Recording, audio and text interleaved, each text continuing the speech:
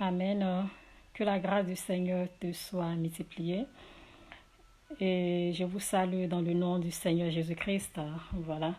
Donc, demeurez bénis. Je prie que la faveur du Seigneur soit multipliée dans ta maison. Donc, connectez-vous. On va encore s'édifier ce soir. Voilà. Donc, toi qui te connectes, sois béni et partage aussi la vidéo afin que la vidéo puisse édifier quelqu'un. Donc, bien-aimé, sois béni. Je te salue dans le nom du Seigneur Jésus-Christ. Donc, on va encore s'édifier ce soir. Bonsoir, toi qui te connectes. Connectez-vous et partagez la vidéo. Donc, là, le titre de ce soir, c'est le plan de Dieu dans ton malheur. Bien-aimé, le plan de Dieu dans ton malheur. C'est-à-dire, quand le malheur il t'atteint, le malheur qui t'atteint, là, il y a le plan de Dieu dedans. Est-ce que tu comprends ce que je veux dire? Le malheur, il t'atteint, mais malgré que le malheur, il t'atteint, il y a le plan de Dieu. Je ne veux pas dire que le malheur, c'est Dieu qui permet que tu aies le malheur. C'est pas ce que je veux dire. Il faut qu'on se comprenne d'abord. Je vais dire que quand le malheur, il t'atteint, parce que le malheur, il y a deux sortes de malheurs. Il y a les malheurs qui t'atteignent par injustice. Il y a les malheurs qui t'atteignent parce que les gens, ils sont jaloux de toi. Donc, ils font des choses pour te faire mal. Voilà, il y a le malheur qui t'atteint par jalousie. Il y a le malheur qui t'atteint par mépris. Il y a le malheur qui t'atteint par haine. Il y a le malheur qui t'atteint tout simplement par la méchanceté. Parce qu'il y a des gens qui sont méchants dans la vie, là. Voilà. Donc, il y a deux sortes de malheurs. Il y a le malheur qui t'atteint par injustice et il y a le malheur qui t'atteint parce que toi-même, tu as provoqué. C'est-à-dire, le malheur, il t'atteint parce que tu as provoqué le péché. Tu as attiré le péché à toi, donc le malheur, il t'atteint. Voilà, le malheur, il t'atteint par le péché. Donc là, on va prendre déjà le plan de Dieu dans ton malheur. Donc, on va lire déjà dans le livre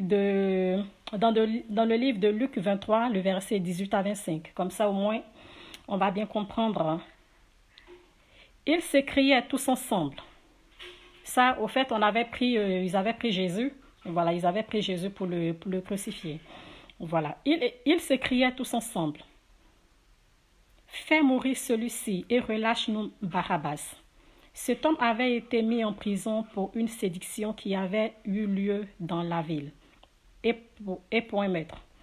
Pilate leur parla de nouveau dans l'intention de relâcher Jésus. Et il criait, crucifie, crucifie-le. Pilate leur dit, pour la troisième fois, quel mal a-t-il fait? Je n'ai rien trouvé en lui qui mérite la mort. Je le relâcherai donc, après l'avoir fait battre de verge. Mais ils insistaient à grands cris, demandant qu'il fût crucifié. Eux, leurs cris emportaient. Pilate prononça que ce qu'il demandait serait fait. Il relâcha celui qui avait été mis en prison pour sédition et pour meurtre, et qu'il réclamait. Et il livra Jésus à leur volonté. Alléluia. Donc, que la grâce du Seigneur te soit multipliée. Toi qui te connais, je t'invite tout simplement à partager la vidéo afin que la vidéo puisse édifier quelqu'un. Donc, comme je le disais ce soir, le plan de Dieu dans ton malheur. Alléluia.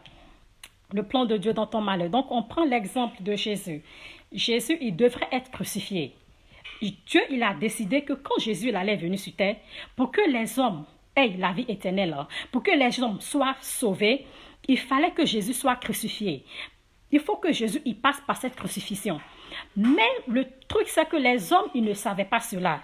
Parce que même l'ennemi, le diable, il ne savait pas qu'il fallait que Jésus parte à la croix. Il fallait que Jésus puisse mourir, meure sur la croix, soit crucifié sur la croix pour que nous puissions être sauvés en son sang.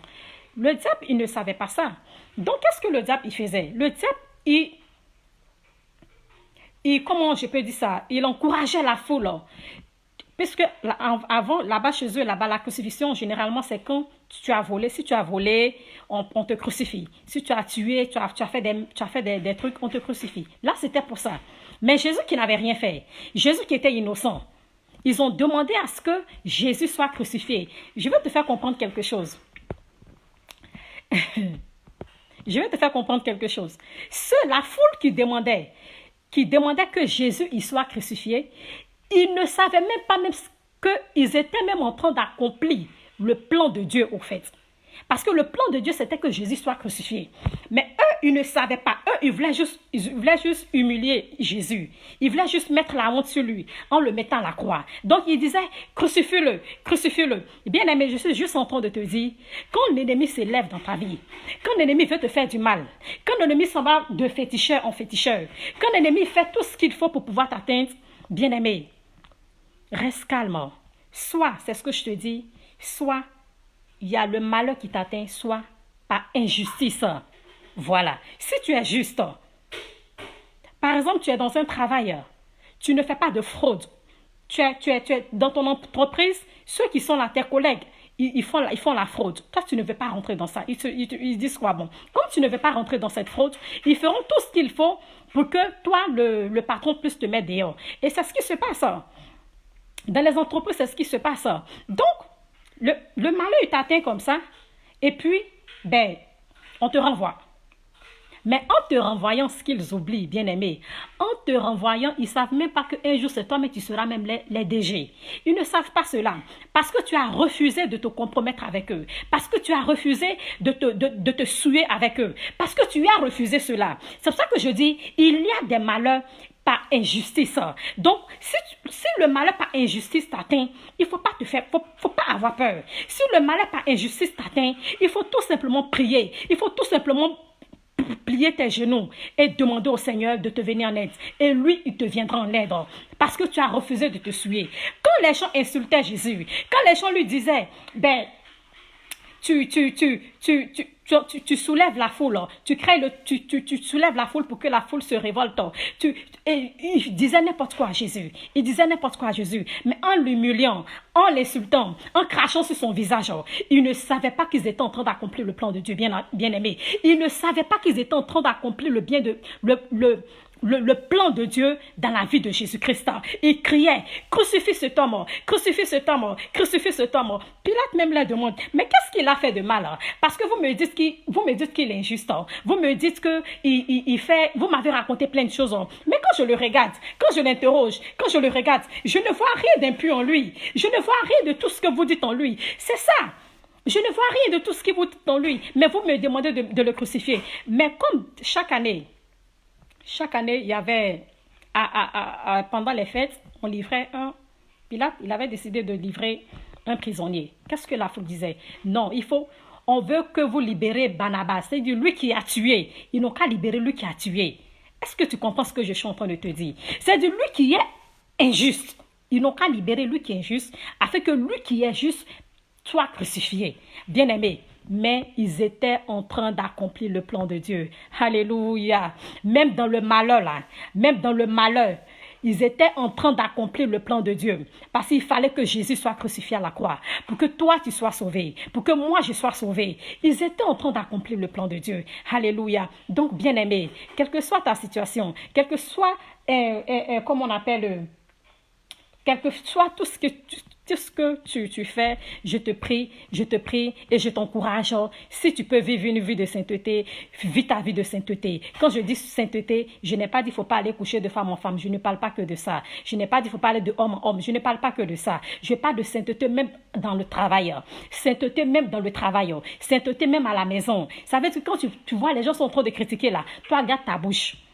Est-ce que tu comprends ce que je suis en train de dire? Quand les gens veulent faire des plans, pour aller voler le patron, toi, il faut te mettre à ta place.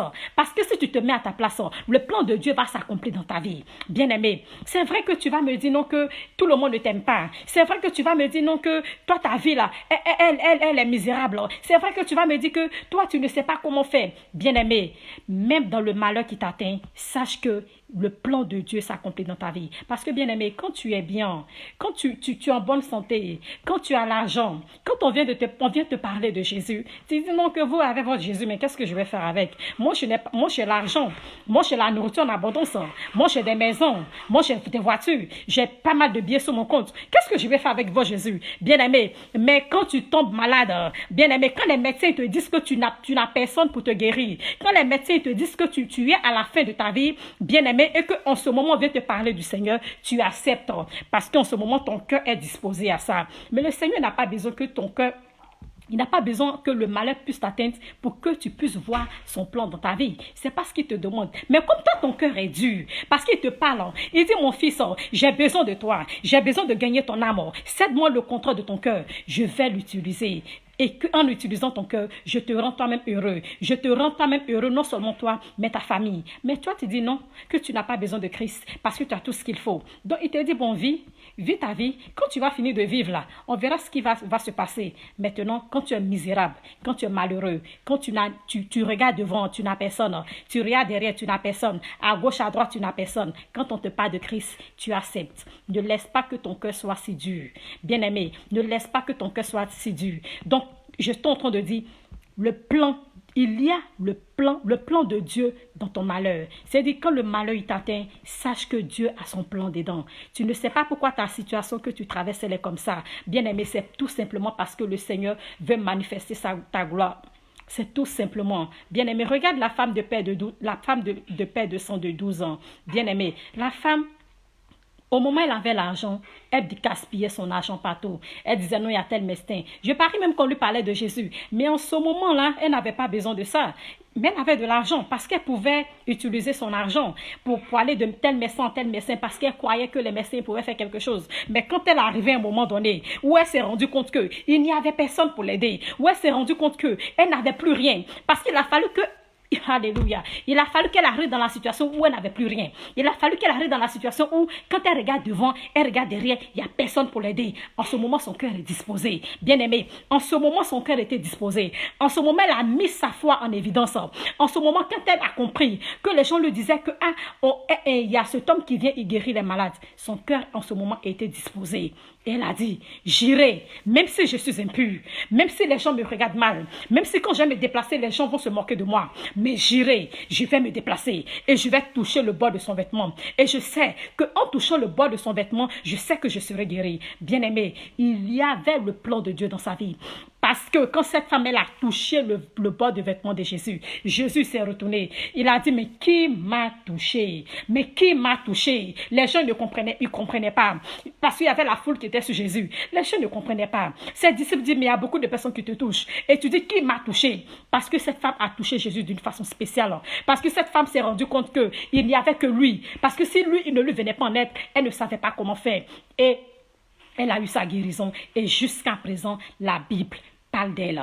Bien-aimé, dans le malheur qui t'atteint, ta situation dans laquelle tu es, je ne sais pas dans quelle situation tu es, arrête de crier, arrête de te plaindre, arrête d'aller de voisin en voisin, aller exposer les secrets de ta famille dehors.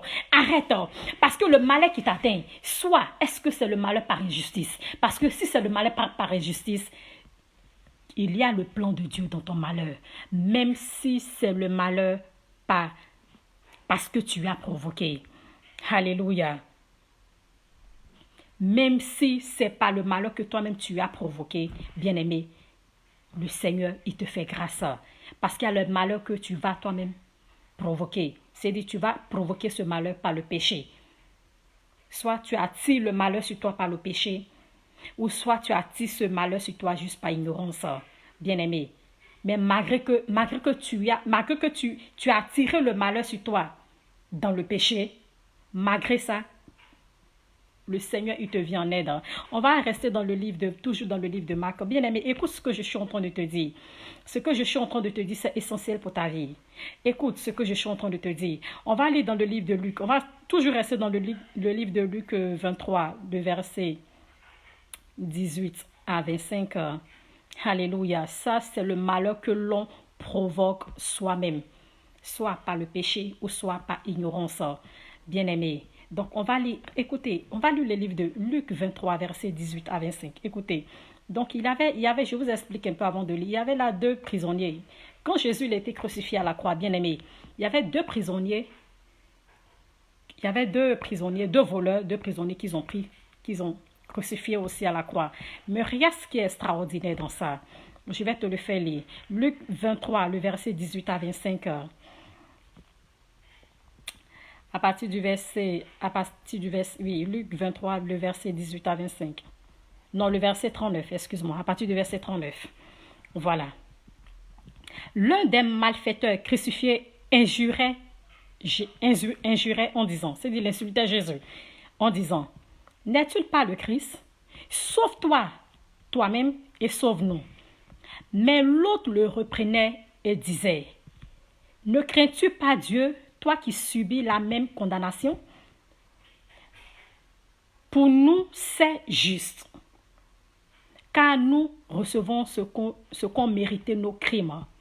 Mais pour cet homme, non, écoutez, non, oui, même pour celui-ci, il n'a rien fait de mal. Et il a dit à Jésus, souviens-toi de moi quand tu viendras dans ton règne. Jésus lui répondit, je te le dis en vérité, aujourd'hui tu seras avec moi dans le paradis. Bien-aimé, ce que je te dis, c'est merveilleux. Bien-aimé, que la grâce du Seigneur soit sur toi. Tu vois, tu penses que tu as tellement fait de péché. Tu penses que tu es arrivé à la phase terminale. Hein? Tu penses qu'il n'y a plus rien pour toi. Mais regarde ce prisonnier. L'autre, il l'accusait. L'autre, il lui disait, mais toi, tu dis que tu es fils de Dieu. Toi, tu dis que tu es le Christ là. Sauve-toi toi-même. Quand tu vas te sauver là, tu vas nous sauver nous tous. Donc, au fait, lui, il est en train de se moquer de Jésus. Mais regarde l'autre prisonnier. Ils ont volé ensemble. Hein? L'autre, c'est aussi un prisonnier. Lui aussi, l'ont crucifié aussi à la croix. L'autre, il fait toute la différence. Hein? Il dit non. Nous, on a péché. C'est notre péché, c'est nos crimes qui nous ont menés à la croix. Mais cet homme, quand je le regarde, je sais dans mon cœur qu'il est juste.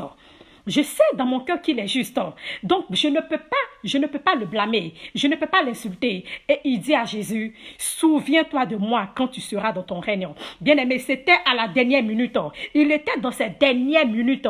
Parce que étant à la croix, il savait très bien que la mort est en train d'arriver. Il était dans cette dernière minute. Et il a dit à Jésus, souviens-toi de moi quand tu seras dans ton paradis. Mais quand tu seras dans le paradis, bien-aimé, je vais te dire tout simplement quoi? Je vais te dire que le plan de Dieu qui, dans le malheur de cet homme, comme il allait à la croix, et que Dieu ne veut pas qu'il meure, Dieu ne veut pas qu'il parte en enfer, parce que j'étais sûre que quand cet homme il volait, il commettait des crimes, j'étais sûre que dans son cœur, il avait une lumière en lui. J'étais sûre que dans son cœur, il avait quelque chose qui bouillait, qui grandissait en lui. Il avait quelque chose en lui qui disait, non, je crois qu'il y a un Dieu qui existe. Je crois que moi, c'est vrai que je pêche. C'est vrai que je suis comme je suis. Mais dans mon cœur, j'ai quelque chose dans mon cœur.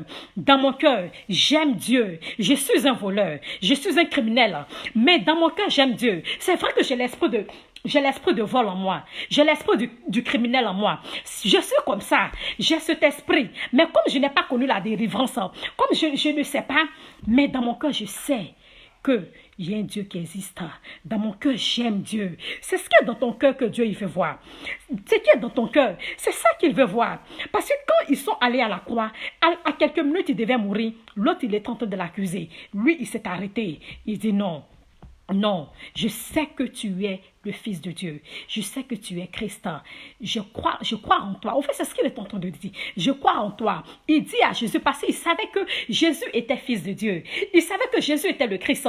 Il savait que Jésus était venu pour sauver l'humanité. Il savait cela. Donc, il a dit quoi? Il a dit, souviens-toi de moi quand tu seras dans ton paradis. Bien-aimé, le plan de Dieu dans le malheur de cet homme, c'était pour qu'il ne parte pas en enfer. Bien-aimé, donc il a attendu à la dernière minute. C'est à la dernière minute que le Seigneur s'est manifesté. C'est à la dernière minute que le Seigneur lui a donné sa vie. C'est à la dernière minute que le Seigneur lui a apporté la lumière. C'est juste à la dernière minute que le Seigneur lui a apporté le paradis. Parce qu'il est à la fin. Bien-aimé, toi tu n'es pas encore à la fin. Bien-aimé, tu n'es pas encore à la fin. Tu n'es pas encore à la fin, bien-aimé. Donc, reçois la grâce de Dieu. Que le Seigneur te fasse grâce. Bien-aimé, sache que dans le malheur qui t'atteint, il y a le plan de Dieu dans le malheur qui t'atteint. Bien-aimé, apprends à reconnaître le Seigneur dans tout ce qui t'arrive. Bien-aimé, Apprends à le reconnaître, bien-aimé. Le Seigneur, quand il vient dans ta vie, il ne te dit pas que tu es trop juste. Il ne te dit... Jésus, il a dit, je ne suis pas venu pour les justes. Bien-aimé, Jésus n'est pas venu pour les justes. Il est venu pour les injustes. Il est venu pour ceux qui sont malades. Il est venu pour les pécheurs. Il est venu pour ceux qui sont condamnés à la mort. Il est venu pour les pauvres. Jésus n'est pas venu pour les riches. Jésus est venu pour les pauvres spirituels. Il est venu pour eux. Ceux qui n'ont personne, ceux qui n'ont pas de soutien. Il est venu pour eux. Bien-aimé, donc tu as la grâce de Dieu dans ta vie. Il vient dans ta vie. Ne dis pas que non, j'ai trop péché. Ne dis pas que je suis à la fin. Parce que ce prisonnier, même à la dernière minute, il était à la croix avec Jésus. À la dernière minute, il a reçu son salut. Il a reçu son salut. Et c'est ce qui lui a permis d'aller dans le paradis. Parce que Jésus lui a dit, je te le dis en vérité, aujourd'hui, tu seras avec moi dans le paradis. Bien-aimé, ce que je suis en train de dire, c'est merveilleux. Donc, je prie que le Seigneur t'aide dans ta marche spirituelle. Je prie que le Seigneur t'aide dans ta vie quotidienne, dans ton travail, dans ta famille. Partout où tu seras, je prie que le Seigneur t'aide. Si tu sais que tu es dans une situation où tu es bloqué, si tu sais où tu ne sais pas, qu'est-ce qu'il faut faire. Je te dis, ma soeur, c'est pas tout problème de ta famille, tu vas les raconter à tes amis. Je te dis, mon frère, c'est pas toute ta situation que tu vis, tu vas les raconter. Parce que ces derniers, ils vont se moquer de toi. Ces derniers, ils vont se moquer de toi. Tout ce que je peux te dire, plie tout simplement genou et reconnais la gloire de Dieu dans tout ce qui t'arrive, même si c'est le bien, même si c'est le mal. Sache qu'il y a le plan de Dieu dedans. Même si cet homme tu allais provoquer, même si tu es malade, même si on te dit que tu as atteint d'hépatite B et qu'il n'y a plus de solution pour toi, même si on te dit que tu as fait tellement la prostitution là, que tu es malade, il n'y a plus de solution pour toi. Jésus, il te dit, c'est moi qui sauve, c'est moi qui guéris, c'est moi qui restaure, c'est moi qui suis la résurrection, c'est moi qui suis la vie. Je te demande tout simplement, je sais que tu as péché, je sais que tu as fait des choses qui sont indignes, je le sais, mais je vais tout simplement t'aimer. Moi, je t'aime parce que je suis mort à la croix pour toi. Moi, mon sang te lave de tes péchés. Moi, mon sang te purifie. Donc, tout simplement, n'écoute pas ceux qui vont te dire parce que tu as la dernière minute. Donc, il faut aller, je sais pas où. Il faut aller voir les féticheurs. Ils vont te laver de je sais pas quoi là. Il faut aller faire des incantations, je sais pas quoi là. Non. Reconnais le Seigneur Jésus dans ta vie et sois sauvé. Donc, je vous remercie, vous qui êtes connectés. Que la grâce du Seigneur vous soit multipliée. Je vous salue dans le nom du Seigneur Jésus-Christ. Partagez la vidéo afin que la vidéo puisse édifier quelqu'un. Maintenant, toi qui n'as pas encore reçu le Seigneur Jésus-Christ, c'est vrai que je te parle, c'est bien beau de me regarder, c'est bien. Mais est-ce que tu veux faire ta part? Est-ce que tu veux rentrer dans cette alliance avec le Seigneur? Si tu veux rentrer dans cette alliance avec lui, ne me dis pas que tu as trop d'argent, ne me dis pas que tu as tout ce qu'il faut, donc tu n'as pas besoin du Seigneur. Parce que au dernier jour, quand le Seigneur Jésus viendra, il va te juger. Il te jugera pour ça. Ne dis pas que quand tu vas mourir sur la terre, tu meurs et puis c'est fini. Non, quand tu meurs, ça ne s'arrête pas là. Parce que la Bible dit, après la mort, il est permis aux hommes de mourir une fois. Et après la mort vient le jugement. Donc, sois béni, que la grâce du Seigneur soit avec toi. Si tu n'as pas encore fait l'alliance avec le Seigneur Jésus, je vais te dire tout simplement, mets tout simplement ta main sur ton cœur. Mets tout simplement ta main sur ton cœur et tu vas répéter avec moi cette prière. Je ne te demande rien d'autre, je te demande tout simplement de mettre ta main sur ton cœur. Si tu veux rentrer dans l'alliance avec le Seigneur Jésus, si tu veux rentrer dans cette alliance, mets tout simplement ta main sur ton cœur et tu répètes avec moi. Répète tout simplement avec moi. Seigneur Jésus, je te remercie pour ton amour. Merci pour ta fidélité. Merci pour tes bienfaits dans ma vie. Merci parce que tu permets à ce que je puisse entendre ta voix qui m'appelle. Je viens à toi, mon Seigneur. Je viens à toi. Je me livre entre tes mains. Je te confesse de ma bouche que à partir de maintenant, tu es mon Seigneur, tu es mon Sauveur. Je te laisse entrer dans ma vie. Dirige-moi, garde-moi. Merci parce que Tu me fais rentrer dans ton alliance. Tu permets à ce que j'entende ta voix. Conduis-moi à partir de maintenant dans ton droit chemin jusqu'à ce que tu arrives. Merci Père pour ta fidélité. Que l'honneur et la gloire te reviennent. Amen. Bien-aimé, quand tu finis de faire cette prière, sache que tu es rentré dans l'alliance parce que tu as décidé, tu as demandé à ce que le Seigneur contrôle ta vie. Mais ce n'est pas suffisant, comme je le dis. Trouve une assemblée, fais ton baptême. Parce que ton baptême, c'est ta mort qui est le péché, ta mort qui est le vieil homme, ta mort qui est comment je peux dire ça, ta mort qui est, comment je peux dire ça, bon, qui est le péché. Tu meurs, tu renais de nouveau. À partir de maintenant, toutes choses deviennent nouvelles. Tout ce qui est ancien passe et toutes choses deviennent nouvelles. Donc, toi qui as déjà fait l'alliance avec le Seigneur Jésus-Christ, toi qui es déjà chrétien, ça je parle de ceux qui sont déjà chrétiens, ceux qui ont déjà fait l'alliance avec le Seigneur. Si tu es déjà chrétien, tu as déjà fait l'alliance avec le Seigneur et que tu traverses des moments difficiles, quelle que soit ta situation que tu traverses, sache que il y a le plan de Dieu dans ton malheur. Quel que soit ce que tu traverses, il y a le plan de Dieu dedans.